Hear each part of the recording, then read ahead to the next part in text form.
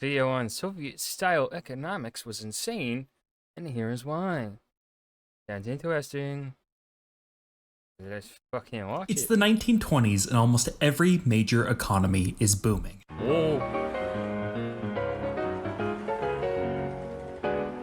Yeah. My jam. The Roaring Twenties was a decade defined by its opulence, opportunity, and hope for the future.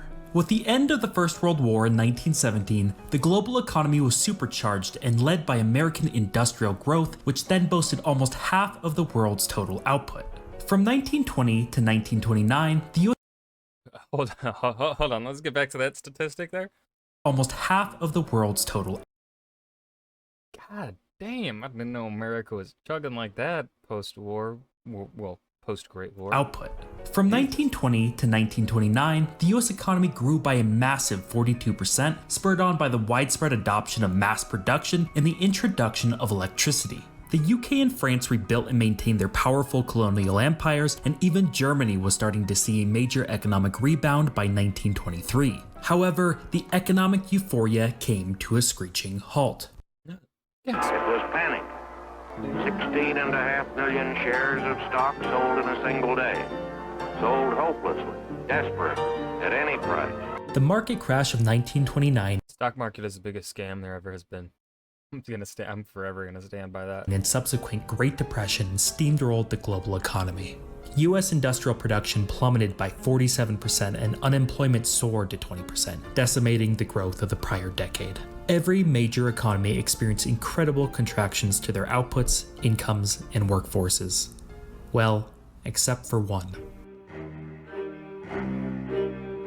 This music for it. I love Largely it. cut off from global economic banking and trade, as well as not being subject to demand shocks, the Soviet Union was a single country that didn't just get through the Great Depression, but thrived. Rather than contracting, the Soviet economy continued its dramatic economic and industrial boom, increasing its total industrial output between 1929 and 1934 by a whopping 50%, all while maintaining effectively zero unemployment. In light of I will never trust the zero unemployment statistic from any country. We know what it means in Nazi Germany, and under authoritarian Stalin, kind of assuming it might be the same kind of dealio. of such a major economic downturn in contrast, some Western economists praised the Soviet communist system, with some going as far as to claim its superiority over Western capitalism. In just a span of 40 years, the Soviet Union went from being a backwards, impoverished agricultural monarchy to being the defeater of fascism, the first to launch a satellite and man into orbit, and the largest sole proprietor of weapons of mass destruction ever. The Soviet Union catapulted itself onto the world stage as just one of the two remaining superpowers, yielding the largest military and second largest economy. However, as quickly as it arose, the Soviet Union collapsed as a result of its crumbling economy. But why? How is the once envied Soviet economy now in ruins, only to have left a bloodied print on human history? This is the story of the Soviet economy. Ooh. Okay, so yeah, this isn't just like, I don't know why, for some reason, when I picked this video, I was like, oh, it's probably only going to talk about Stalinist economics. No, it literally says Soviet-style economics. So it's going to go through it all. Okay. I'm even more intrigued now. To truly understand the Soviet economy and the path it ultimately took, we need to first understand the fundamental forces and conditions that caused it to arise in Russia in the first place. To do this, we have to travel all the way back to the 14th century. Following the fall of the Roman Empire, the dominant form of European governments was feudalism. Feudalism was a system in which a king would personally own all the land in the country. To maintain control and security, the king would then divide up the land and distribute it to a class of lords. In return for the land, the lords would then provide military for the king when needed. The lords would then make use of their holdings by forcing the vast peasant population to pay for living and working on the land by paying heavy taxes and performing extensive unpaid labor. This was called serfdom, and the peasants, known as serfs, were tied to the land, meaning they were not allowed to move away without the lord's consent. This system was designed to exploit the vast lower class and have the small amounts of wealth produced to trickle upwards to the elites. A system that acts in this way is known as an extractive economic system, and it is held in place by This person knows knows economy, because I've never heard that word. Well, no, have I heard? No, I took micro and I took some economic classes in history, and none of my classes ever talked about extractive economic systems. But an extractive political system. The political system in this case was simple. The only people with control to change things in the country were the small group of lords and kings. Therefore, it was nearly impossible for the peasant situation to improve, since the elites had a vested interest for things to stay the same. And for a long And that's why violence is acceptable. Who said that? Wasn't me. time, they did. However, in the year 1346, in the Or just everyone fucking dies and they have no choice but to give you more rights. port city of Tana, where the Don River meets the Black Sea in modern-day Russia, the first known European case of bubonic plague, or Black Death, appeared. Having been spread from China via the Silk Road, the plague quickly swept across Europe, killing nearly 50% of the population anywhere it went. The extreme loss of life of the peasant population shook the foundations of the feudal system to its core. With a new massive scarcity of labor, suddenly the value of peasant labor had skyrocketed, and thus the power to bargain. Faced with the Hold on, let's appreciate the view of that castle right there.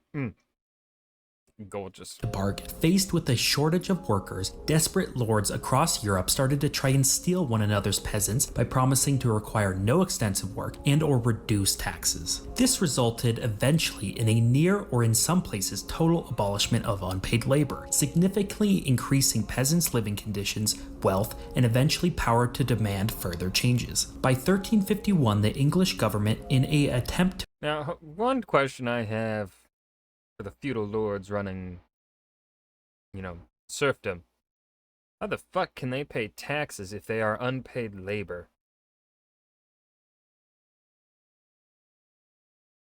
maintain the power and wealth of the elites, instituted a statute think they that thought that punished one through. peasants with prison time if they moved from their current lord's land. This would have the effect of fixing wages and unpaid labor requirements to pre-plague levels. Not willing to see their newfound freedoms go away, this culminated in the 1381 Peasant Rebellion in England, which saw the rebels taking London. Eventually, the rebellion was put down by the king. However, there was never another attempt to enforce the statute. This happened all over Western Europe, effectively creating a new, more inclusive labor market. Opposite to an extractive economic system, an inclusive one does not rely on the desires of the upper class, but on the equilibrium of markets. Therefore, wages cannot be artificially lowered, but rather workers are paid based on their value to their employer. While in the case of Western European peasants after the plague, the system was by no means inclusive. However, it was importantly less extractive than before. This small gain in wealth caused a small gain in power to act and organize in the future. Over time, this compounded until, when the time was right, a broad coalition of workers, soldiers, businessmen, etc. could then rise up to make demands or even remake the system to be more inclusive. When a coalition is sufficiently broad, it makes it so no one single group is able to make a power grab to cement themselves as the new elite, becoming equally as tyrannical as the old ones. Eventually, this led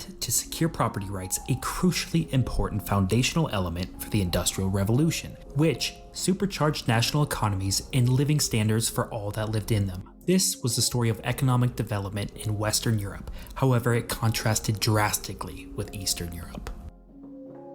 Go on. Tell me more. Unlike their Western counterparts, the peasants in the East were more spread out, lived in smaller villages, and were less organized.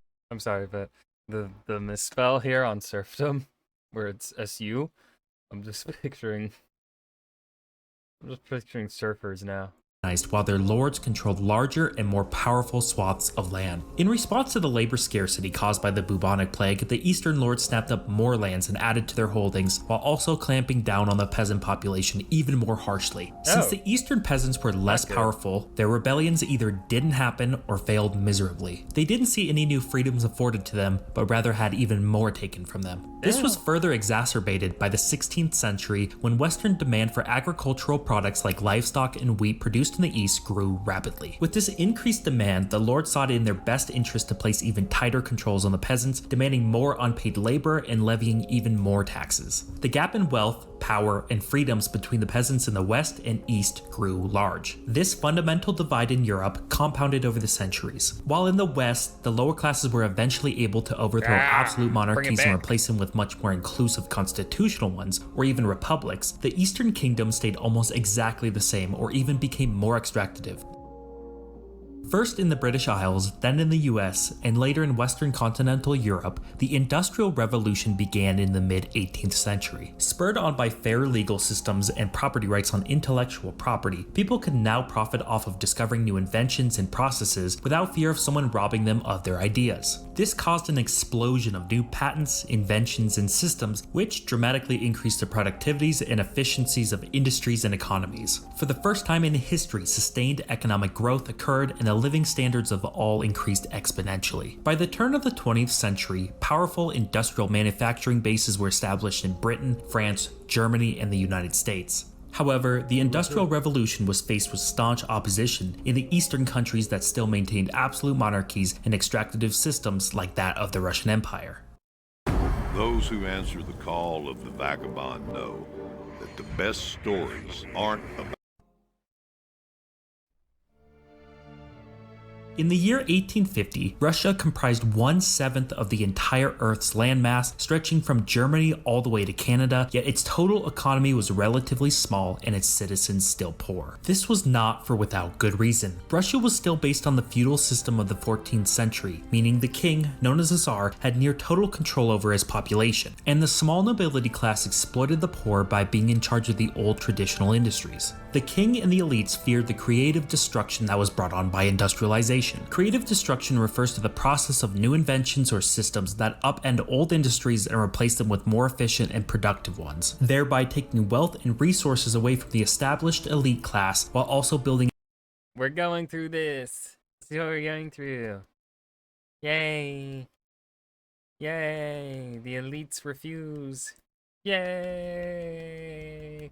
A more powerful middle class that would be able to challenge the current system. Therefore, to keep control, the Tsar actively stopped industrialization, effectively curtailing economic growth during the 18th, 19th, and early 20th century. As a result, the Russian Empire was an extremely backwards, impoverished state which had very little in the way of freedoms for the population. Serfdom was finally abolished in the Russian Empire in 1861. However, it was replaced with a system that kept many of the same oppressions with little increase in quality of life. By this point, Russia was woefully behind the others in terms of heavy industry and military. Before 1853, the entire Russian Empire had only a single railway. This only changed when the decisive defeat of the Crimean War showed that their lack of rail was a major security threat against their much more industrialized neighbors. By 1914, the Russian society, outraged from centuries of oppression under a tyrannical monarchy, had been repeatedly revolting unsuccessfully in an attempt to gain the freedoms those in the West had enjoyed.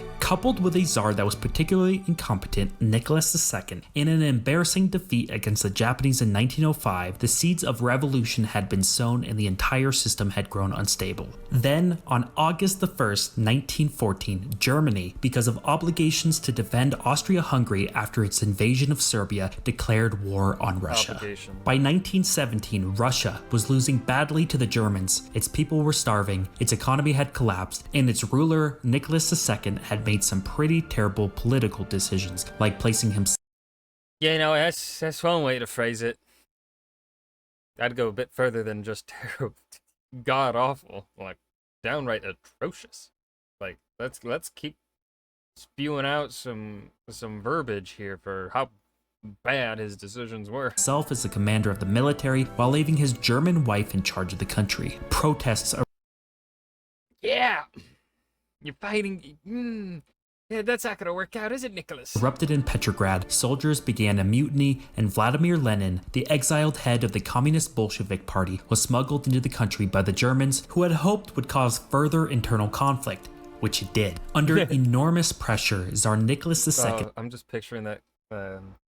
It's like one of those beats in like some shows or whatever, in some comedies where it's like, and so the Germans sent Lenin to cause trouble. Pause. Black screen. 2 seconds later. And he did. Continue. and abdicated the throne, And then blare out the Soviet anthem. which had been held by his family for over 300 years. The What a country loser. quickly became divided between the provisional government held by the less radical revolutionaries and the much more organized and radical communist Bolsheviks. Eventually, the country broke into a bloody and grueling 3-year-long civil war. By the end, Russia was in ruins and the communists, under the command of Lenin, had taken and cemented control of the country, formally creating the Soviet Union shortly after. The ideology of the communists were based on the ideas of the German Now, I'm assuming these arts here were made during Stalinist Russia, right? They have to be because, right? Especially and grueling 3-year-long civil war. By the especially this one. Like, this has to be a Stalin. Like, end, Russia was in ruins and the communists, under the command of Lenin, had taken and cemented control of the country, formally creating the Soviet Union shortly after. The ideology of the communists were based on the ideas of the German philosopher Karl Marx. He believed a constant battle between capitalism and workers would ultimately result in a revolution, for which the working class would seize the means of production and build a classless society where private property would be abolished and everyone would work for the common good. The Russian Revolution, which no. Oh, it should be. But no, people have to be greedy. Pieces of shit. was originally based on these ideas, was to replace the old extractive czarist government with a more equal socialist one. However, the party that took control, the Bolsheviks, were not a broad coalition of the working and lower class like the Western revolutions, but rather a small group of highly radicalized and organized Marxists. Therefore, there was no built-in mechanism to stop them from becoming tyrannical themselves like there had been in the West. The first thing the Bolsheviks did was make themselves into a new class of political elites, much the same as the ones they had destroyed in the revolution. They disallowed any What I love. Okay, we gotta talk about this. What I love that this video, this fucker did, and it just clicked here. This point here on the Soviets being that new class of elites goes all the way back to was it economic divergence? I think it was. He said something somewhere back here where I think it was probably around the Black Death and part where it was like around here, I remember. Where when when Western Europe was gaining progress, it was through the means of all classes of society essentially were lower, all aspects of the lower class were kind of working, and the middle classes were working together, right? You had the peasants with the mercantile class and soldiers all vying for further rights and stuff like that. And so it kind of was, more rounded, more broad.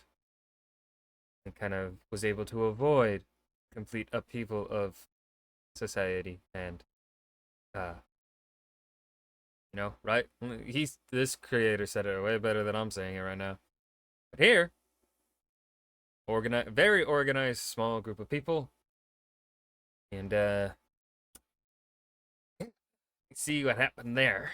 anyone who disagreed with them from joining the party and sought to institute their socialist utopia through force. In 1918, during the Civil War, the first real display of the communist economy was put into place called the War of Communism. All industries were nationalized and all economic processes were to be controlled by the state. Because of the desperate state of the economy, the Bolshevik Red Army was unable to get the weapons and food needed to win the war. Food and grain was seized from the rural peasants and all industry was allocated toward military manufacturing. By 1921, the new economic policy was instituted because war communism had dramatically reduced agricultural output and peasant public opinion. The NEP from 1921 to 1928 made agriculture and small businesses private again to stabilize food supply. The economy began to recover, but mostly as a result of rebuilding after complete collapse. 4! This is golf, and this is golf.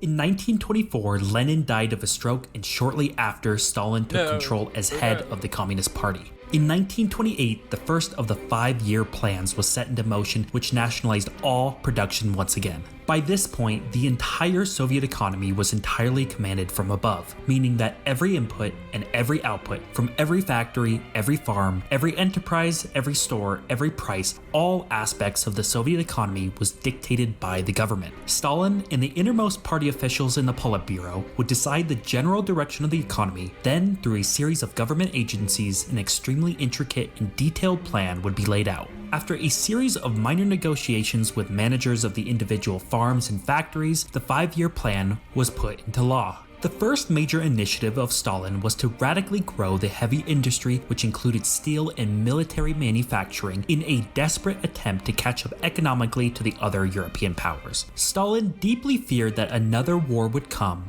and that being so behind in industrial development, the Soviet Union wouldn't be able to stand a chance. In an amazingly accurate and chilling speech given by Stalin at the First Workers' Conference in 1931, he stated, "We are 50 or 100 years behind the advanced countries. We must make up this gap in 10 years. Either we do this or they will crush us." It would be exactly 10 years later when the Germans launched the largest land invasion in history into the Soviet Union. The way in which this plan of rapid Sometimes the world can be funny like that. industrialization was to be carried out was to dramatically tax agriculture and ship massive amounts of food, labor, and supplies to the factories in the cities. In 1928, roughly 85% of the entire Soviet population was rural peasants whose backward, traditional way of doing things caused farming output to be very unproductive. Taxation of these small, scattered village communes was also notoriously inefficient. Stalin's way to deal with these problems was to force all the peasant farmers onto state-run or communal farms, which lumped hundreds or thousands together to work for the state. This process was known as collectivization, and it would directly lead to the deaths of approximately 12 million people. Almost all the food produced was shipped to the cities to aid in the main goal of industrializing the heavy industries. Taxation and the redistribution of food became easier. However, the Now, I do wish, right, he kind of just threw out the 12 million number there.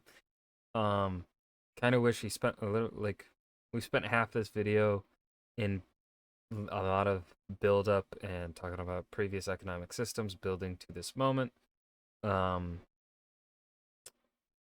would have liked a little bit more time spent on that 12 million number, on the collectivization there, and explaining, like, right, this is Soviet style economics was insane, and here's why.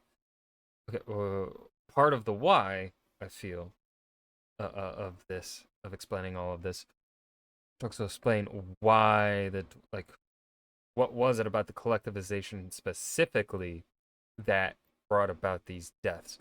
Was it, like, and maybe even get into, now of course maybe this would have made the video way too long, and maybe it's a topic for a separate video, but what was it about Stalin's collectivization effort that killed these so many people? Was it the way in which he handled it? Some other fucking thing? Like, what was it about the collectivization that led to these deaths? That's why I want to know. So I don't think I've really ever gotten a satisfactory answer in regards to that. Kind of everyone just is like, yeah, Stalin forced people to move and people died. It's kind of it. That's kind of where people just leave it. No one ever goes, like, deeper. I want to know. Inefficiencies were further exacerbated by the lack of incentives, since farmers' output had no bearing on how much they were paid. The agricultural sector continued to be a serious thorn in the Soviet economy for the rest of its history, and it highlights the first major problem with the Soviet economic system, that of incentives. In a capitalist society, you have total freedom to change your job and work anywhere else that will hire you. If you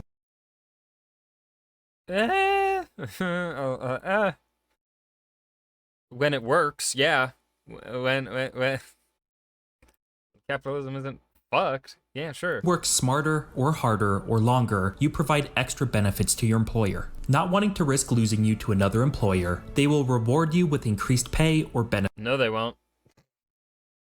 New hire budget is always going to be more than, at least here in our fun late stage capitalism phase, new hire budget is significantly higher than retaining the old hires. benefits. Thus, there is a built-in incentive toward doing more of your job or better. In the communist Soviet Union, there was little if any incentive to do so, since your wage was almost always locked to a specific rate. Even when later attempts to provide more incentives were rolled out by the government, the extra money workers would receive would be of little use. Since the Soviet economy was dictated from above, to keep the population content, prices were fixed and kept low. Output and prices were therefore not correlated with one another like they are in capitalist societies. That meant that the need for goods at prices set was much greater than the actual production of those items. This meant that items were almost always out of stock, and when they weren't, they would quickly sell out. This, along with the fact that the heavy industry was persistently emphasized more than the consumer goods manufacturing, and what you're left with is the inability to make use of any of the extra money afforded to you for doing a better job. Thus, incentives in the Soviet Union did not function well, and per person productivity suffered. Despite this, the economy kept on steaming ahead. Between the time period of Stalin's first 5-year plan in 1928 and the start of World War II, the Soviet economy grew by 5.8% per year, almost doubling in size during a time in which Western economies stagnated. This was done by forcing the allocation of people from less productive industries toward more productive ones.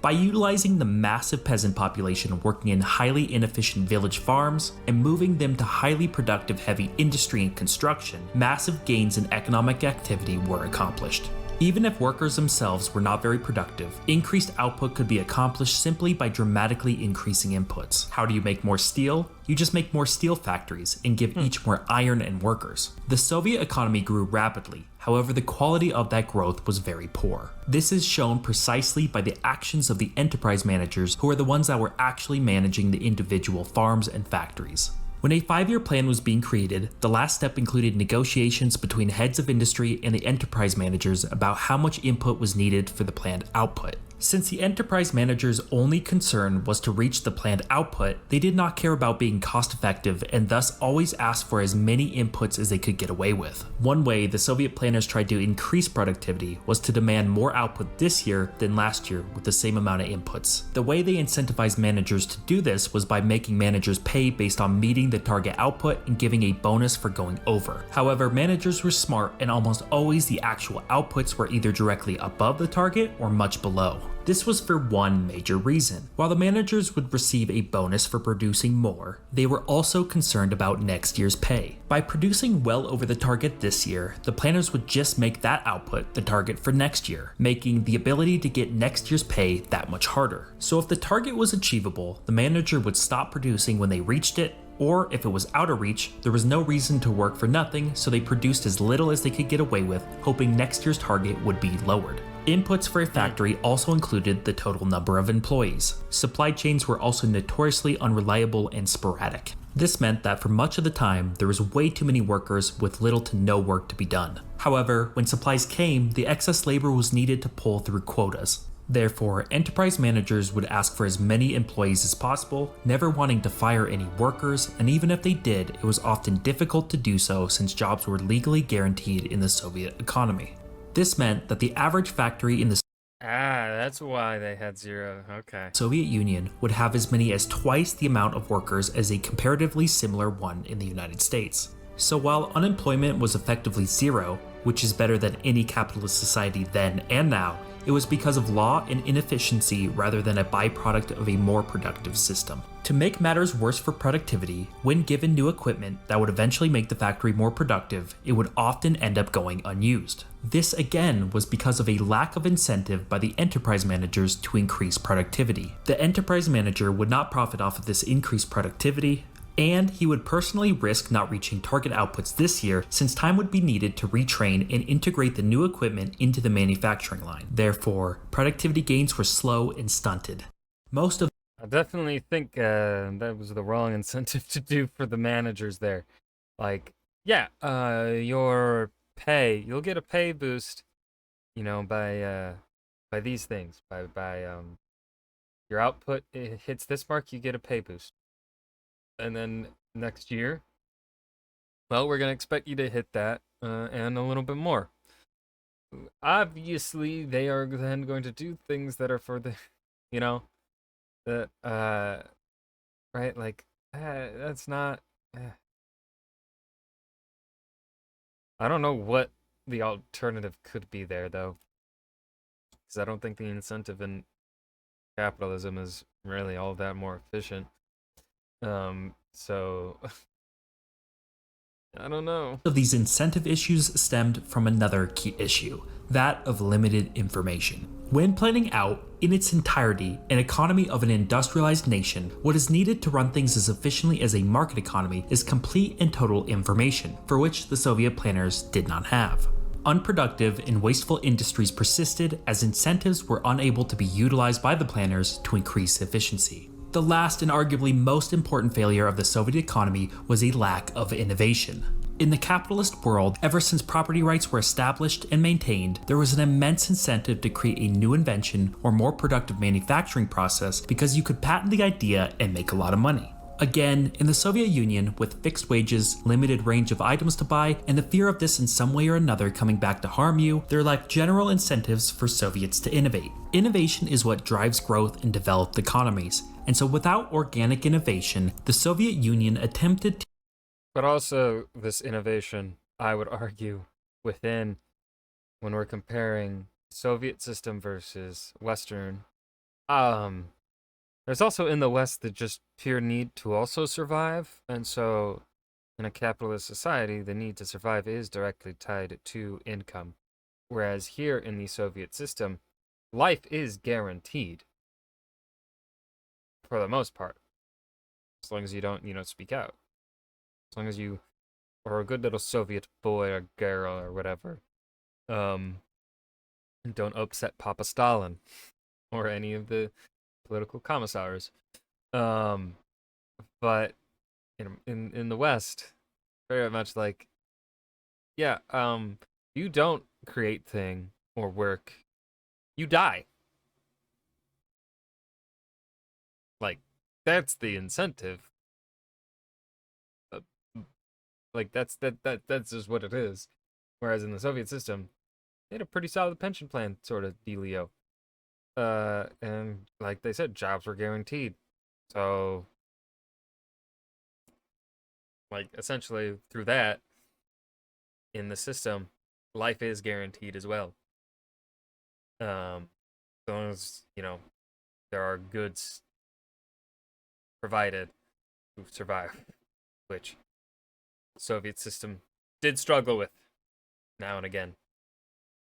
import innovation by buying advanced machinery to be utilized and to copy. This included the purchase of an entire factory when the Soviets contracted Fiat to build a high-tech people's car factory for them. However, this cost a lot, and the Soviets did not like relying on the West for anything, especially innovation. Coupled with an inefficient farming sector, which caused the need for mass food importation, and the costs piled up quickly. Luckily, the Soviet Union was blessed with immense natural resources, specifically oil. So when oil prices skyrocketed in the 1970s, they could offset a lot of this importation cost by just exporting oil. However, as oil reserves in Western Russia started to dry up and oil prices returned to normal, the importation costs again mounted and the economy stagnated. It was also at this point when the Soviet Union could no longer keep dramatically increasing inputs, as most of the population had now been moved from low productive industries to high productive industries, which ultimately was the main source of economic growth for the Soviet Union. Growth by the late 1970s slowed to just 2%, lower than that of the developed West. The only significant gains came from allocating massive amounts of capital toward the military. However, this was not enough, and the gap between the Soviet economy and those of NATO started to grow once again. The growth that kept citizens content about having little freedom started to wane, and the massively overweight political system of the Soviet Union put it on an irreversible track toward economic stagnation and eventually collapse. However, the seeds of the Soviet economic collapse had been planted before the nation even existed. Unlike the revolutions in Western Europe and the United States and their slow march toward greater rights and freedoms, the Bolsheviks that took control were not a broad coalition, and thus they became tyrannical. Left with unchecked power, they did not form new inclusive systems, but rather made new extractive ones with themselves at the top. By the 1960s, when the ability to just dramatically increase inputs for growth had ceased, and it was time for the government and economy to change so to allow for innovation and productivity gains, the change never happened because those in charge never allowed it to happen. Do y'all think that's Stalin's natural hairline? Just thought about that. Like, that's a really good hairline, man. Is it real? But just like how the elites of the Russian Empire resisted the creative destruction of industrialization, so too did the elites of the Communist Party, as they resisted giving up any political or economic power that would have enabled these positive changes. This was because they knew doing so would reduce their personal power, wealth, and potentially even their lives. By the time Mikhail Gorbachev instituted real democratic reforms, it was already Give me a warning before you show Reagan. A jump scare. Ugh. too late. The system was already cracking at the seams because of economic instability, and by letting go of some political power, the system collapsed in on itself and the Soviet Union ceased to exist. The story of the Soviet Union was ultimately one about its economy. The unprecedented and rapid growth that stunned the world was ultimately unsustainable and riddled with too many inefficiencies. But ultimately, the story of the Soviet economic system was one that warns against the perils of tyrannical governments that only care about self-preservation. The incredible growth of the Soviet Union early on was not about increasing the living standards of its people, but rather to protect those in power. Therefore, the Soviet Union's collapse was determined before it even became Oh, Soviet-style economics. It was insane, and here's why. A clickbaity title, because it wasn't really all that, I guess, insane. I mean, we didn't really dive into, I think, what was necessarily insane about it. Like, we spent, like, what?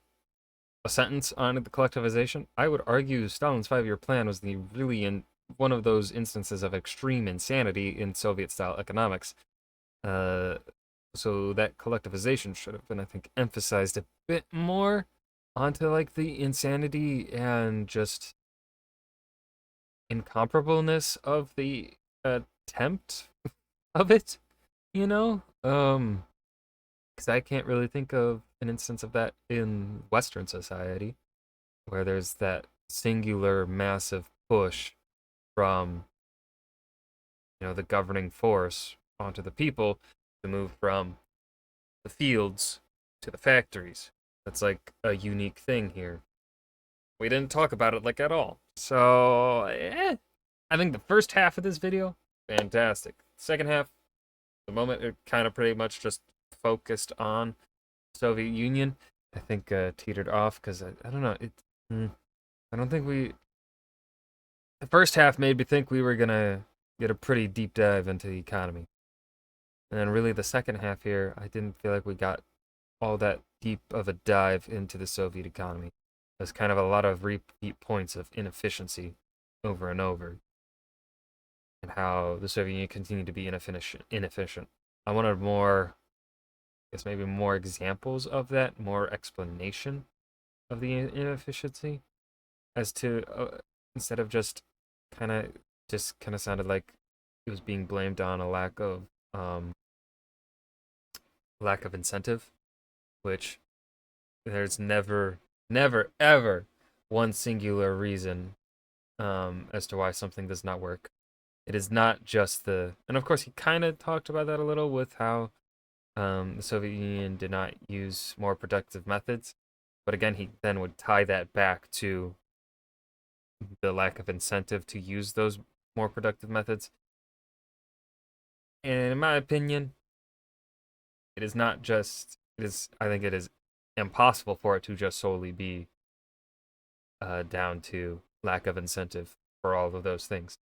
Yeah, it's still a good video overall though.